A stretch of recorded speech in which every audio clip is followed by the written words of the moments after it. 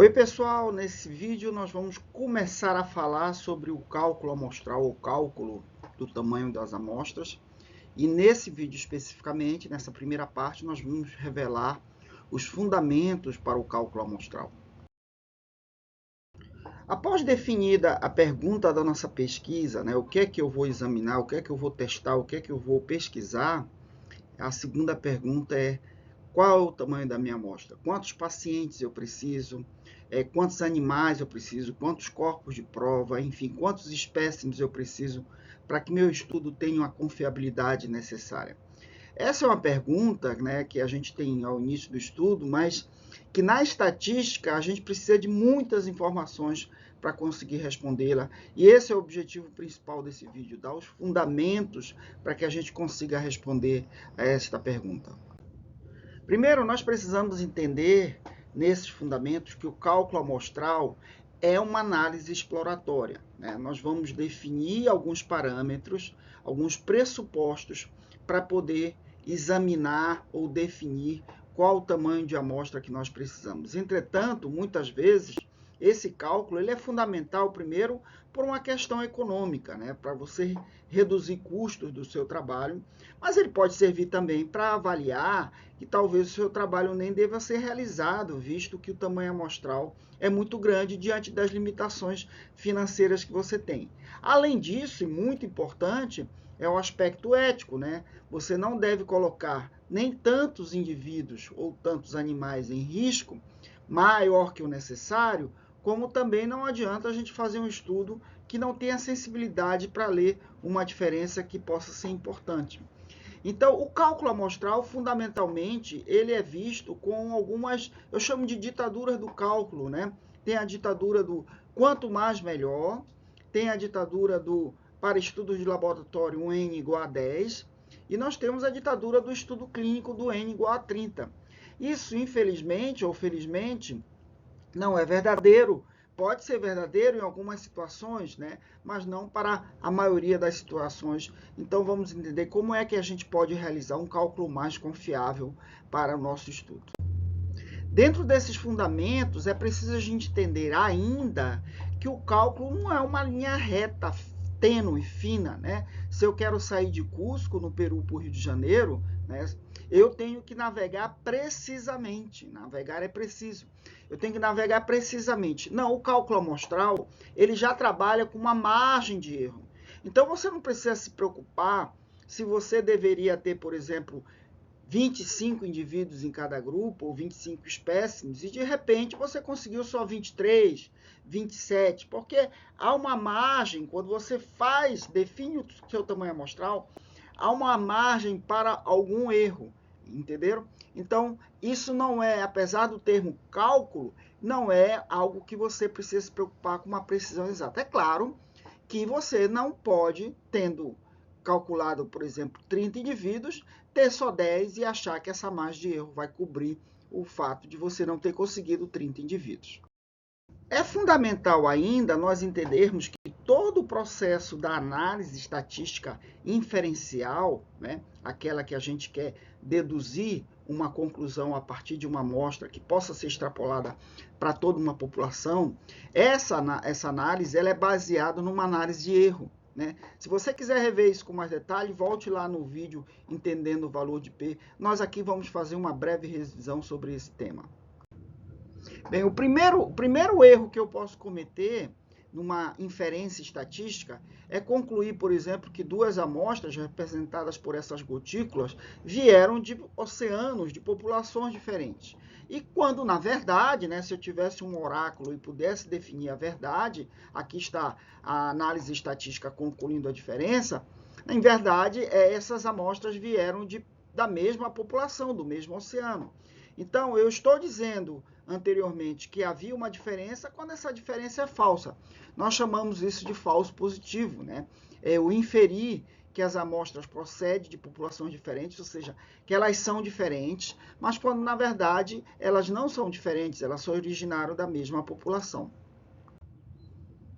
Esse erro falso positivo, ele é denominado também de erro tipo 1, ele é estabelecido pelo nosso nível alfa, E, por exemplo, aqui o médico definindo para o paciente do sexo masculino que ele está grávido, ou seja, ao analisar esse exame, o médico está cometendo um erro tipo falso positivo, né? Ele está definindo que sim, que o indivíduo está grávido, quando de fato ele não está. Esse erro ele é admitido através de um limite, né, em que nos gera duas hipóteses. Esse limite geralmente é um limite de 5%. Né? Então, nós admitimos o falso positivo, o errar, até 5%. Onde a hipótese inicial é que a diferença ela é nula, vejam que pode haver uma diferença matemática, mas estatisticamente ela é nula, ou eu vou aceitar a hipótese alternativa, ou H1, de que a diferença é significante. Então, se o valor de P for menor ou igual a 0,05, 5% eu vou definir como uma diferença significativa, se eu estiver trabalhando com teste de diferença, e se não, se ele for maior, nós vamos definir que a diferença existe, mas ela não é estatisticamente significativa. Há também, né, estudos que examinam o valor de P admitindo um limite de erro de 1%. Né? Esses estudos geralmente são estudos que trabalham com um evento que é muito grave, como o caso, por exemplo, da morte. O segundo erro que nós estudamos é o falso negativo. Por exemplo, eu testando duas amostras, detectar que o valor de P é maior que 0,05, portanto, eu estou dizendo que não há diferença significativa, ou que as amostras vieram da mesma população, elas têm origem na mesma população. E quando, na verdade, verdadeira verdade, nós temos que as amostras vieram de populações diferentes. Portanto, aqui eu tenho um falso negativo. Eu estou inferindo que não há diferença, quando, na verdade, essas amostras vieram de populações diferentes. Esse é o nosso segundo erro. Esse é, então, o nosso segundo erro, ou erro tipo 2, falso negativo, também chamado de erro beta. Né? O médico está dizendo, diante da presença de um embrião, na verdade aqui de um feto, de que a senhora não está grávida, quando, na verdade, ela está grávida. Mas qual o limite do erro tipo 2, do falso negativo ou beta? Né? O nosso limite do falso negativo, do erro beta, do erro tipo 2, é de até 20%. Nós somos, então, um pouco mais lenientes com o erro tipo 2, porque, vejam, o princípio da ciência, por exemplo, se eu estou testando uma nova droga contra uma doença, é de que essa droga não tem efeito. Né? Então, eu tenho que provar a eficácia. Então, eu tenho que ser um pouco mais leniente, porque o status inicial já é de que a droga não tem efeito. Então, nós somos 4 vezes mais lenientes. Lembre que o erro alfa, o tipo falso positivo, pode ter um erro de até 5%. E o beta, nós podemos ter um erro, aceitar um erro de até 20%. E aí surge uma estatística, que é o poder do teste, né? Nada mais é do que a sensibilidade do teste em detectar uma significância, ou uma diferença, ou uma relação. E o poder do teste é 1 menos beta. Portanto, o nosso poder do teste ele vai ser de, no mínimo, 80%, já que 1 menos 20% seria 80%.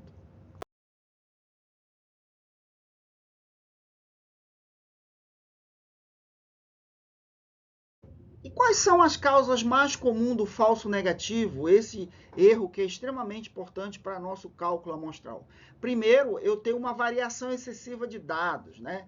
Eu tenho, por exemplo, um desvio padrão, se eu estou trabalhando com uma média, uma variância, uma medida de variabilidade muito grande. Né? E o segundo é eu ter um tamanho de amostra pequeno. A amostra de tamanho pequeno reduz o meu poder, reduz a minha sensibilidade e, portanto, aumenta a minha chance do falso negativo, de eu não detectar uma diferença quando ela é verdadeira. Se eu tenho uma variação excessiva de dados, como é que eu posso controlar o meu estudo para evitar essa variação? Primeiro, eu devo pensar nos controles de fatores de variação. Não vale a pena eu começar um estudo incluindo, por exemplo, vamos supor que a idade do indivíduo tem uma influência na variabilidade dos dados. Então, eu incluo crianças, adolescentes e adultos. Né? Então, certamente, eu vou ter uma variabilidade tão grande que vai diminuir a sensibilidade da minha análise. Isso é um aspecto que nós devemos controlar. E nós vamos fazer esse controle através, na nossa descrição de material e método, dos fatores, dos critérios de inclusão e do critério de exclusão, justamente para controlar essa variabilidade. O segundo aspecto, de respeito ao método que eu estou investigando, né? Eu não devo utilizar um método que ele não é preciso o suficiente e introduz uma variabilidade muito grande nos dados, porque eu sei que essa variabilidade vai aumentar a minha chance do erro tipo 2, do falso negativo, e diminuir a sensibilidade da minha análise. Bem, e para o segundo motivo, que seria o tamanho insuficiente da amostra, né, a minha única solução é realmente realizar um cálculo amostral, e a partir de então nós vamos trabalhar esse desenho, como é que nós fazemos o cálculo amostral, para os diferentes estudos que nós podemos ter na nossa vida acadêmica. Vários estudos têm mostrado que o cálculo amostral não é algo que é rotineiramente relatado. Hoje há uma necessidade muito grande, porque, principalmente quando você está trabalhando com seres vivos, porque, primeiro, tem um aspecto do comitê de ética, e, segundo, também, se você vai pedir fomento para a sua pesquisa, é necessário ter uma ideia de quantos indivíduos, de quantos animais você vai utilizar, para que você gere uma análise de custo desse trabalho. Então, as agências de fomento, mesmo os nossos comitês de ética, já exigem que você relate o cálculo amostral, o tamanho amostral. Eles não pedem ainda o cálculo amostral, mas em breve isso é o que deve acontecer. O grande problema de nós não realizarmos o cálculo amostral é que vocês vão ver que o cálculo amostral é o passo mais complexo. Nós precisamos ter uma boa base de estatística para a gente poder realizar o cálculo amostral. E por quê? Primeiro, a gente precisa saber qual é o teste estatístico que eu devo utilizar. E para isso, nós já temos vídeos anteriormente, né? Temos o nosso tutorial, que você consegue descobrir qual é o seu teste. Segundo, né? Saber se o seu teste ele é uni ou bicaudal, né? E nesse caso, de novo, retornem lá ao vídeo sobre o valor de P, onde a gente explica qual é a diferença do P unilateral e P bilateral. Às vezes você quer fazer um estudo comparando duas drogas e você não sabe qual é a droga melhor. E às vezes já existe uma droga consolidada no mercado e você desenvolveu uma droga ou um tratamento mais barato e basta você provar que o seu tratamento ele não é diferente, ele não é pior, perdão, do que o outro tratamento. Ele pode ser igual ou melhor. Nesse caso, nós vamos fazer cálculo para uma análise unilateral. Então é importante que a gente conheça isso. Depois eu preciso saber qual é o meu nível de erro. E como eu já disse anteriormente, a gente admite um nível de erro tipo 1 de até 5%, o nível de erro tipo 2 de 20%, que vai me gerar um poder de no mínimo 80%.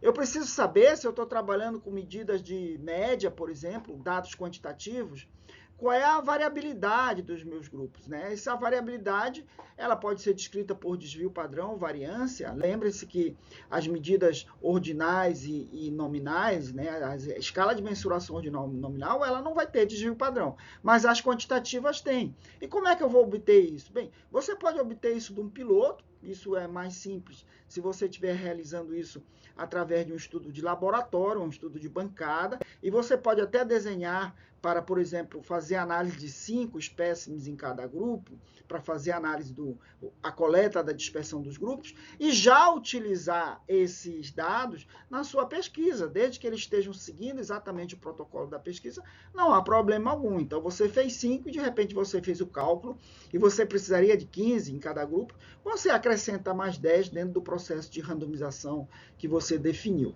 Então, nós precisamos disso. Se você tiver um estudo clínico, é mais difícil a gente tratar 5 pacientes, principalmente se o estudo clínico é de longo prazo, leva 2, 3, 4, 5 anos. É muito difícil você tratar 5 pacientes, coletar essa estimativa e daí, então, começar o estudo na verdade. Então, o que nós fazemos é coletar essa medida de variabilidade de algum estudo muito próximo que já tenha sido publicado e aí você vai na tabela e coleta esses dados. Lembrando sempre que esses dados têm que estar descritos no seu capítulo de material e método. E a última pergunta que você tem que responder é qual é o efeito mínimo. No caso de teste de comparação de grupos, qual é a diferença mínima que você acha clinicamente importante, que nós vamos discutir enfaticamente quando a gente trabalhar cada tipo de análise para cálculo amostral. O tamanho do efeito, em síntese, só para vocês começarem a pensar nisso, seria quantos gatos e quantos patos eu preciso para definir que um gato é diferente do pato. Olha, aqui o efeito, a diferença é tão absurda que talvez eu pudesse definir a diferença entre um gato e pato com apenas um animal, com um tamanho amostral de 1. Agora, se eu quiser definir se esses patos aqui eles têm uma diferença, se eles vieram, por exemplo, da mesma espécie, da mesma população, eu provavelmente, como o meu tamanho de efeito é muito pequeno, a diferença é detectada muito pequena, eu vou precisar de muitos animais para poder fazer a análise de tamanho de bico, tamanho de cabeça, da penugem, né? Peso do animal, para poder definir se esses animais vieram da mesma população ou de populações diferentes, se eles são ou não diferentes. Bem, mas para quem que eu vou fazer o cálculo amostral, né? Para qual variável? Porque, veja, se eu tenho que fazer um cálculo amostral, eu tenho que selecionar a minha variável. Geralmente, a minha variável primária, aquela variável mais importante, né? Ou vou fazer o cálculo para ela, ou talvez para ela e para mais uma variável secundária. Não creio que seja o melhor caminho nós realizarmos cálculo para cada análise de variável, porque se você tiver 10 variáveis dependentes, 10 desfechos, não vale a pena você fazer cálculo para as 10, porque cada variável vai me dar um tamanho amostral diferente, né? Então, peguem a variável primária, façam o cálculo para ela, ou no máximo para a variável primária e mais uma variável secundária. É muito importante que nós mantenhamos esses fundamentos em mente, né? Saber que tipo de teste, se esse teste que eu vou usar é uni ou bicaudal, qual é a medida de variabilidade, meus níveis de erro alfa e beta, né? E o tamanho do efeito mínimo. Mantenham isso em mente, porque nós vamos precisar para os próximos vídeos e eu estarei aguardando por vocês.